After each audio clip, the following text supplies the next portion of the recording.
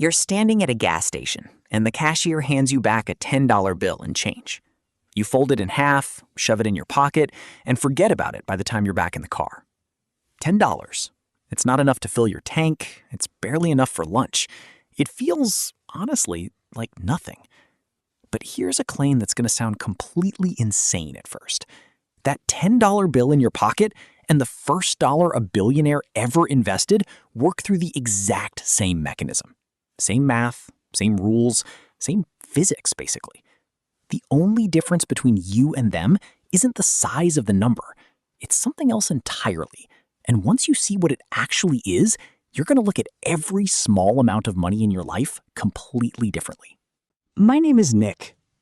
Wait, that's not right. Let me start that over. Hey, I'm the host here at Opulentia, and this channel exists for one reason: to take the confusing, intimidating side of money and actually explain it in plain English, without the jargon and without the sales pitch. If that sounds useful to you, hit subscribe, because we're about to walk through the exact mechanism that turns small, forgettable amounts of money into six figures. And I promise you, most people go their entire lives without truly understanding this. Let's start with the question everyone gets wrong. When you think about how wealthy people build wealth, what comes to mind? Maybe you picture some genius stock pick. Maybe you imagine a business that took off overnight. Maybe you think it's connections, or luck, or starting with money their parents gave them. And look, sometimes that's part of the story. But for the overwhelming majority of financially independent people, the real answer is almost embarrassingly boring. It's not a secret formula. It's not a specific stock. It's a process called compounding, and it works exactly the same whether you're starting with $10 or $10 million. Here's the part that trips people up. Compounding doesn't feel powerful at the beginning. It feels like nothing is happening. And that feeling is the entire reason most people quit before it ever kicks in. Let me show you what I mean with something that has nothing to do with money at first. Picture a single snowflake landing at the top of a hill. On its own, it's nothing. It'll melt in your hand in about 2 seconds. But if that snowflake starts rolling down the hill, picking up more snow with every rotation, something strange happens. For the first few seconds, it's still basically nothing. A little clump, easy to crush with your boot. But give it time, give it distance, and that same tiny snowflake becomes a boulder that could flatten a car. The snow didn't get more powerful. The process just had time to work. Money behaves the exact same way, and the mechanism is called compound interest.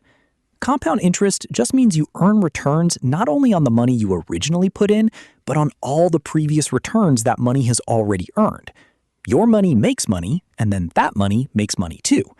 It sounds simple because it is simple. The part people miss isn't the concept. It's what happens when you actually run the numbers over enough time. So let's run them. Let's start with your $10. If you invest that $10 and it grows at a historically reasonable market average of around 10% a year, after 1 year, you have $11. Deeply unimpressive, I know. Your instinct right now is probably, okay, so what? This is pointless. And if you stopped there, you'd be right. $10 growing by $1 is not going to change your life. That's not the point I'm making. And that's exactly the trap most people fall into. They test the idea with a tiny amount over a tiny amount of time and conclude the whole system doesn't work. Now, here's where it gets interesting. What if, instead of one lump sum of $10, you committed to investing $10 every single week? Not once, every week, consistently, for decades. That changes everything, because now you're not just relying on growth, you're constantly feeding the machine while the machine is also growing on its own. $10 a week is $40 a month. Over a year, that's about $520 contributed. Not exactly a fortune. At a 10% average annual return, after 1 year, you'd have roughly $540. Still not exciting. I get it. This is the boring part, and it's supposed to feel boring because this is exactly the stretch where most people give up. But let's fast forward, because this is where the shape of the whole thing changes. After 10 years of that same $10 a week, your total contributions add up to about $5,200. But But your actual account balance, thanks to compounding, is closer to $9,000. You put in $5,000. The market handed you an extra $4,000 for doing absolutely nothing except waiting. After 20 years, your contributions total about $10,400. Your account balance, roughly $32,000. Let that sink in for a second. You put in $10,000. You ended up with $32,000. 2/3 of that final number, the majority of it, came from growth you didn't have to lift a finger for. Now, here's the number I promised you at the start of this video, the one that's actually going to surprise you. After 40 years of consistently investing that same $10 a week, and I want to be clear, that's less than a fast food combo meal, your total contributions come out to about $20,800. Your account balance at a 10% average annual return, over $110,000. You read that correctly. $10 a week, less than $2 a day, turns into over $100,000. And the vast, overwhelming majority of that money, more than 80% of it, is money you never personally put in. It's growth on growth on growth, compounding quietly in the background while you lived your life. Now, you might be sitting there thinking, okay, but 40 years is basically forever. That doesn't help me right now. And you're partly right to push back on that. 40 years is a long time. But here's what most people miss when they make that objection. The 40 years isn't the requirement. It's just what happens when you let the mechanism run its full course. The mechanism itself doesn't care how old you are. It doesn't check your ID. Every single dollar you invest today, no matter your age, starts its own 40-year countdown from the moment you invest it. The only real cost of starting later isn't that the system stops working for you. It's that fewer of your dollars get the full runway. This is where I want to introduce the difference between two people, because numbers on their own don't really land until you see them play out in a life. Let's call them Person A and Person B. Person A starts investing that same $10 a week at age 22. Person B waits, gets busy with life, and starts the exact same habit at age 32, just 10 years later. By the time they're both 62, Person A has been investing for 40 years. Person B has been investing for 30. Person A's account, using our same math, sits around $110,000. Person B's account sits around $42,000. Same weekly amount, same return rate, same discipline. The only difference between them is a single decade of time. And that one decade is worth roughly $68,000. Person B didn't do anything wrong. They just gave the snowball 10 fewer years of hill to roll down. This is the actual secret that wealthy people understand and most people don't. It was never really about having a lot of money to start. It's about respecting time as the most valuable asset in the entire equation. More valuable than the size of your first contribution, more valuable than picking the perfect investment, more valuable than almost anything else you can control. And here's something that should genuinely change how you think about your daily spending. Not in a preachy, deprive yourself of everything kind of way, but in a clear-eyed, informed kind of way. That $5 coffee you grab without thinking twice, if you redirected it into this same weekly compounding pattern instead, isn't really costing you $5.